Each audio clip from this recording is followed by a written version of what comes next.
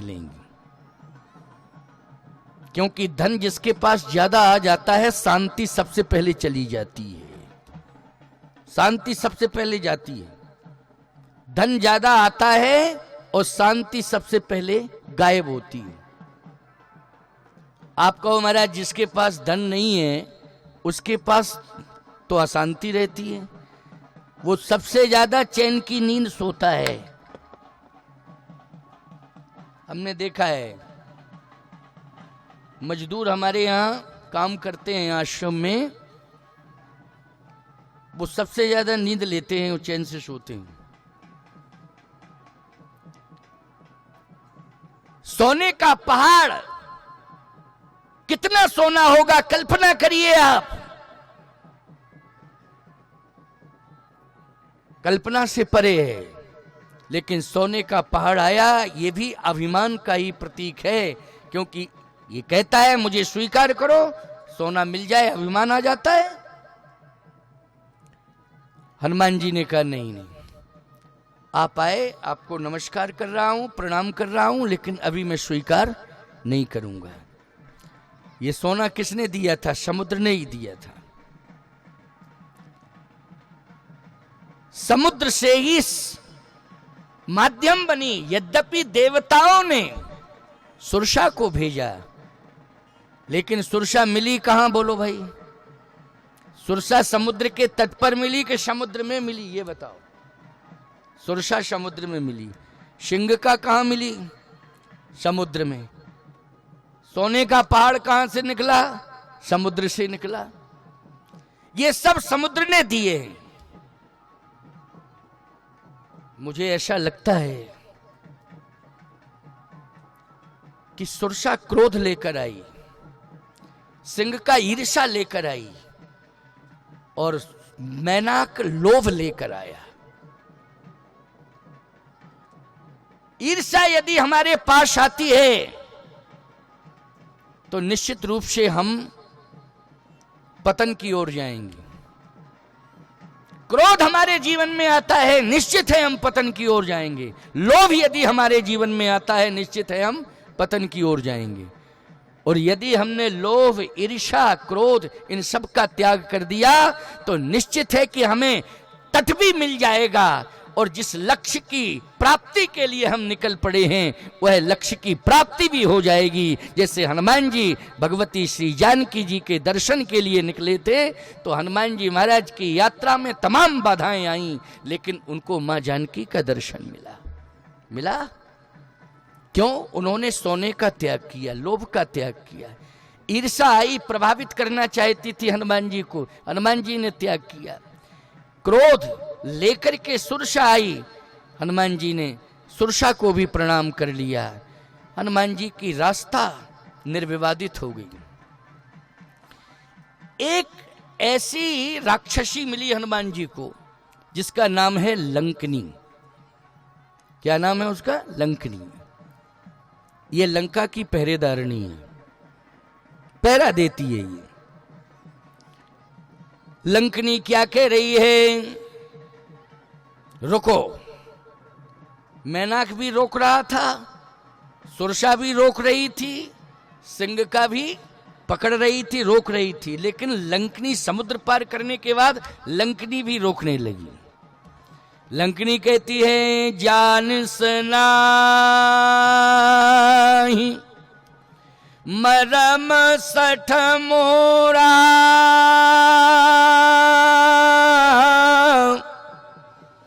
मोर यार जहां लग चोरा। मैं चोरों को खाती हूं, चोरों को, इसलिए चोर मेरे आहार हैं। बहुत अच्छा हुआ, भूख लग रही थी, इतने में तुम आ गए, चोर मिला, आज मैं तुम्हें खाऊंगी। हनुमान जी ने कहा कि मैं तो चोर नहीं हूं। लंकनी बोली नहीं नहीं चोर हो तुम। हनुमान जी ने कहा देखो मैं चोर नहीं हूं, जो लंका की गद्दी पे बैठा है रावण वो असली चोर है। मैं तो उस चोर का पता लगाने आया हूं, चोरी का पता लगाने आया हूं। उसने मेरी माता जी की चोरी की। क्यों महाराज, चोरी की कि नहीं की? किसने की थी? रावण ने। तू उसकी पहरेदारनी है। वो सबसे बड़ा चोर है, उसने मेरी मां की चोरी की है, उसे क्यों नहीं खाती है, मुझे क्यों खा रही है? मैं कहां चोर हूं? सिद्ध करो कि मैं चोर हूं, मैंने कभी चोरी की हो। अच्छा बोलो भाई, हनुमान जी ने कभी चोरी की? आप लोगों ने कहा नहीं की। क्यों? इसलिए कि हमेशा कथा सुनते हो, कभी किसी वक्ता ने नहीं कहा होगा हनुमान जी ने चोरी की। हनुमान जी ने तो चोरों का पता लगाया है। वो आज हनुमान जी चोरी का पता लगाने के लिए निकल पड़े। लंकनी कहती है तुम चोर हो, मैं तुम्हें खाऊंगी। हनुमान जी ने कहा पहले लंका की गद्दी पे जो रावण बैठा असली चोर है उसे खा, मुझे क्यों खाती है? मैं चोर नहीं हूं, मैं तो राम दूत हूं, राम भक्त हूं, भजन करता हूं, है गंगा के तट पर, मां रेवा के तट पर तपस्या करता हूं। हनुमान जी ने भी तपस्या की ना, आपने तो परिक्रमा की, वही मैं बता रहा था। हनुमंतेश्वर महादेव, हनुमान जी ने ही तपस्या की हुआ। अभी अभी मैंने कहा कुंभेश्वर महादेव, भगवान राम ने तपस्या की है।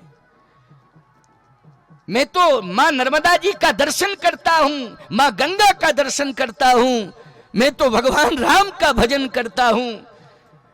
चोरी का पता लगाने के लिए लंका में आया हूं, मुझे क्यों खा रही है? रावण को खा ले, वो चोर है अगर चोरों को खाती है।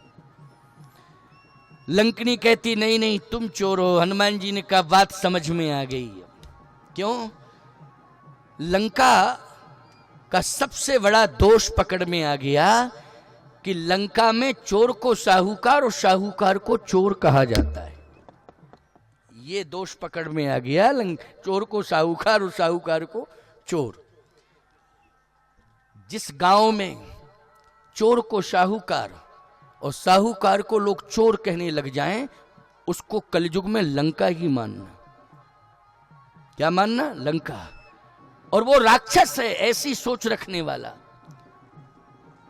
हनुमान जी ने कहा अगर तुम्हारा मन ही है खाने का तो खा लो, क्योंकि समझ में नहीं आ रहा है। एक मिली समुद्र में सुरसा, वो भी खाने की बात कर रही थी।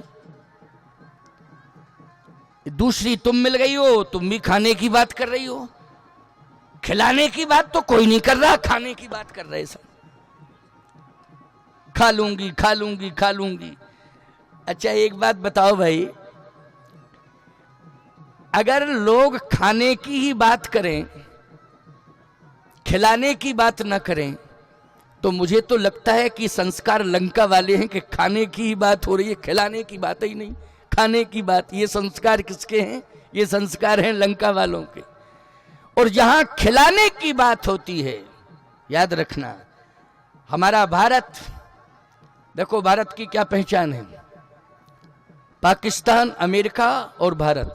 हमारा एक चेला कहता है, ये कभी कभी तुमने सुना होगा, पाकिस्तान में, भारत में, अमेरिका में क्या अंतर है? अमेरिका वो है जो कमाता है और खाता है। अमेरिका है वो कमाता है और खाता है, वो अमेरिका है। और जो दूसरों का छीन के खाता है वो पाकिस्तान। दूसरों का छीन के खाता है वो पाकिस्तान। और जो कमा के दूसरों को खिलाता है वो हिंदुस्तान है। जो स्वयं कमाता है लेकिन पहले दूसरों को खिलाता है वो हिंदुस्तान है। इसलिए अपने गांव को लंका मत बनाओ, गांव को पाकिस्तान मत बनाओ। हिंदुस्तान में रहते हो तो गांव को हिंदुस्तान में अयोध्या धाम बना दो, मिथिला धाम बना दो। प्यारे हैं, मिथिला धाम, अयोध्या धाम। आज एक छोटा सा गांव कितना बड़ा धाम बन गया, राज राजेश्वरी धाम बन गया कि नहीं? ये छोटा सा गांव आज राज राजेश्वरी धाम के नाम से प्रसिद्ध हो गया। चाहे जितने बड़े बड़े धाम स्वामी जी बना लें, नैमिषारण्य में, चाहे ओंकारेश्वर में, लेकिन तपस्थली तो हीरापुर राज राजेश्वरी धाम ही मानी जाएगी। तपस्या यहीं की है। चाहे जितने बड़े बड़े धाम बन जाएं, 50 बन जाएं, 1000 बन जाएं, लेकिन हीरापुर धाम, छोटा सा गांव था, आज धाम बन गया है। प्रसिद्धि हीरापुर वालों के नाम से ही है। प्रसिद्धि किस नाम से है? हीरापुर वाले स्वामी जी के नाम से प्रसिद्धि। ये गांव जो है धाम बन गया है। मां नर्मदा जी की कृपा है, मां राजराजेश्वरी जी की कृपा है। हनुमान जी ने कहा कि आज समझ में आया कि लंका की सबसे बड़ी कमी यह है कि लंका में चोर को साहूकार और साहूकार को चोर कहा जाता है। मैं लंका के दोष को दूर करूंगा। आ गया हूं तो सबसे पहले लंका के दोष को दूर करूंगा। स्वामी जी इस गांव में आए।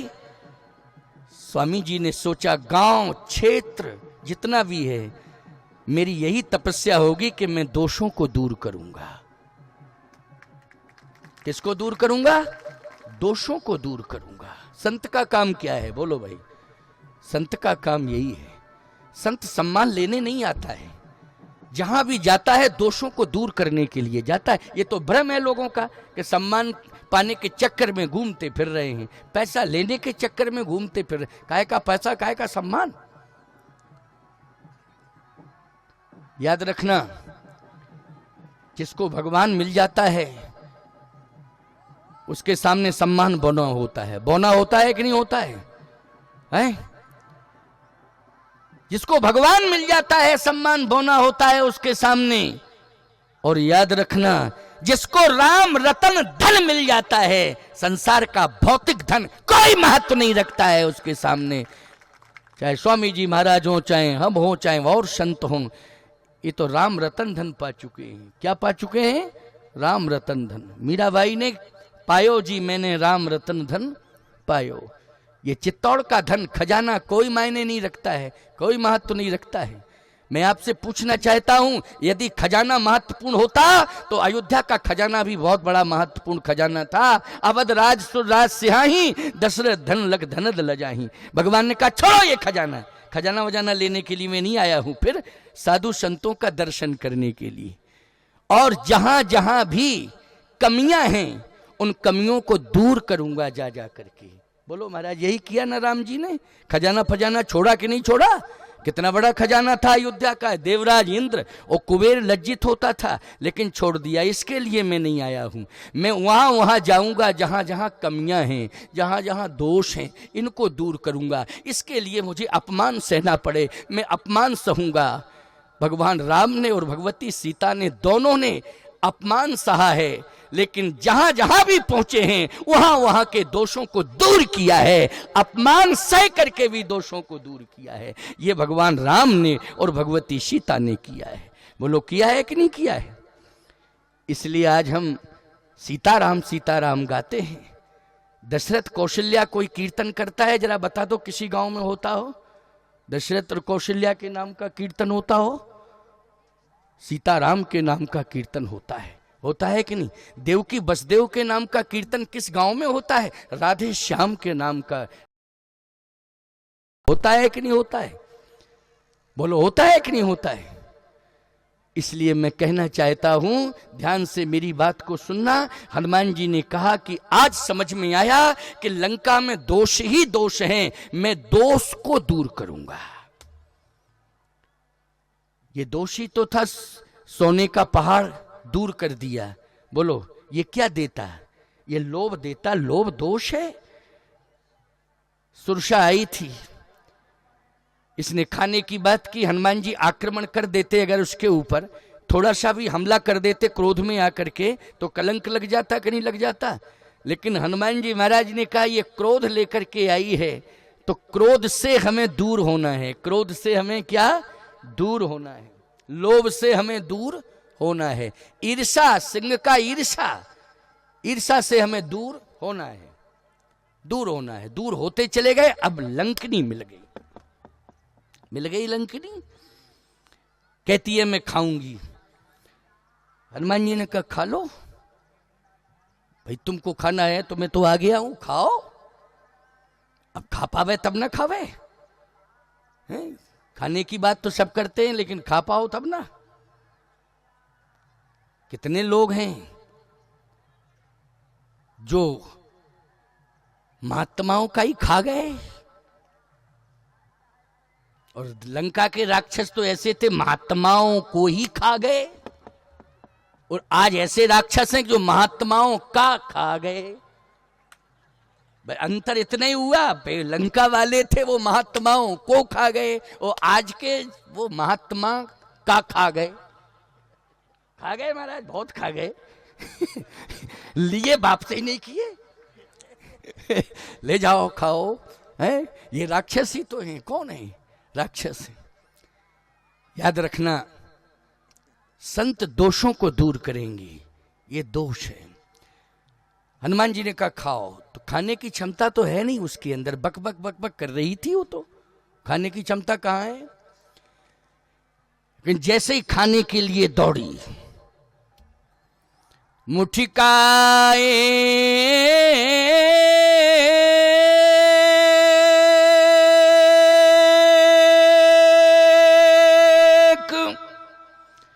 ताही कपीहनी,